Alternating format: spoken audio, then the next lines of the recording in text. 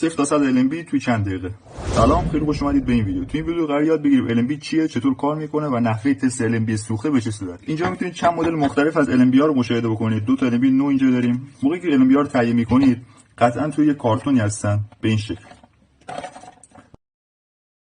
روی کارتون سری اطلاعات نوشته، در واقع سری شعارهای تبلیغاتی هست، مثل که 4K 3D رو پشتیبانی میکنه و یه سری در واقع اطلاعات درباره پهنای باندی که LNB توش کار میکنه که باش زیاد کاری نداره. دیش با قرار گرفتن تو مسیر ماهواره مورد نظر، سیگنال های ماکروویوی خیلی ضعیفی که از اون ماهواره تو فضا داره به زمین ارسال میشه رو دریافت میکنه.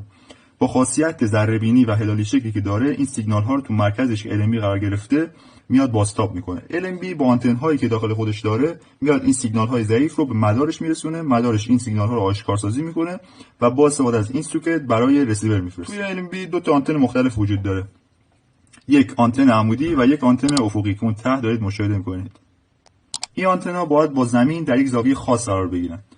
این زاویه در واقع همون ساعت LNB که براش یه ویدیو جدید تو آینده میسازم و همین چیزو براتون توضیح میدم که ساعت هر ماهواره باید روی LNB به چه شکل باشه. آنتن هایی که این تو هستن آنتن افقی و آنتن عمودی ان. آنتن های عمودی سیگنال های عمودی و آنتن های افقی سیگنال های افقی که از ماهواره میاد رو برای ما به بورد گزارش میدن.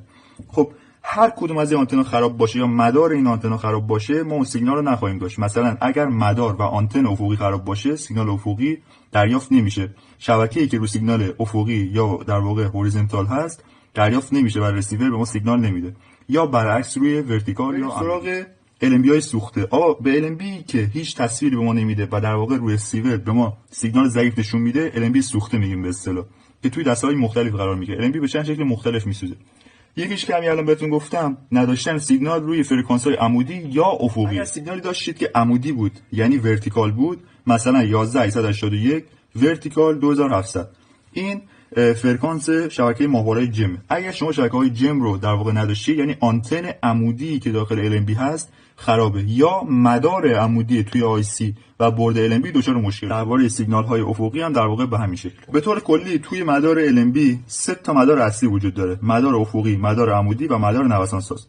مدار افقی و عمودی توی این IC اصلی شکل میگیره و در واقع این IC میاد اونا رو تشکیل میده. یک مدار نوسان ساز داریم که دو قطعه اصلی اون رو تشکیل میدن، یک IC در واقع و یک کریستال. البته یه خازن با عایق هوا هم داره. همونطور که گفتم مدار اصلی یعنی همون مدار افقی و عمودی وابسته است به مدار نوسان ساز ما. اگر مدار نوسان ساز از کار بیفته، مدار افقی و عمودی هم از کار میفته. خب مدار نوسان ساز به چه شکل خراب میشه؟ اگر نم یا رطوبت وارد مدار بشه، در واقع میاد این خازن رو اتصال کوتاه میکنه. این خازنی که اینجا میبینید خازن روبردی یا عایق هواه. اگر دقت بکنید یه سری فاصله خیلی کم بین این دو قطعه مس وجود داره که خاصیت خازنی رو ایجاد میکنه. اگر نم وارد این مدار بشه و این در واقع جای خالی رو پر بکنه، این خازن به طور کل از مدار حذف میشه و باعث میشه کریستال و آیسی نتونن به خوبی کار بکنن. و همونطور که گفتم چون این مدار هم وابسته به این مداره، پس این مدار به طور کل از بین میره. پس نم عامل اصلی خرابی مدار LNB. دیگه از خرابی شایع قلمردگی. نکنید این مغزی این سوکت با استفاده از این لحیم وصل میشه به بورد. اگر دقت بکنید این لحیم الان خیلی شل و بی‌کیفیته و با بورد به خوبی تماس نگرفته. باید اینو دوباره بیاید با استفاده از حویه احیا بکنید، به این شکل اینجا قرار بدید و دوباره با سیم لحیم قلش رو تازه بکنید. بقیه خرابی ها مربوط به قطعات که یه مقدار تخصصی تره و اونو داخل ویدیوهای بعدی بهتون به صورت عملی توضیح میدم و چند تا LNB رو با هم دیگه تعمیر. خب چطور بفهمیم که LNB ما مدار اصلیش مشکل داره یا مدار نوسان سازش؟ اگر فایندر صوتیتون رو وصل کردید به LNB و فرکانس رفت و برگشت رو روی صفحه فایندر داشتید، نشون میده که مدار نوسان ساز سالمه. ولی اگر فایندر رو وصل کردید به LNB تون و هیچ واکنشی نداشت، یعنی که مدار نوسان ساز هم مرخصه. یه نکته هم که یادم رفت بهتون بگم، این قطعه اسمش فیتوره و به این شکل دور LNB قرار میگیره. از این قسمت پیچ میشه و از این قسمت به سیخک‌های دیش وصل میشه و به این شکل روی دیش میمونه. امیدوارم از ویدیو خوشتون اومده باشه. تا ویدیوی بعدی، خدا نگهدار.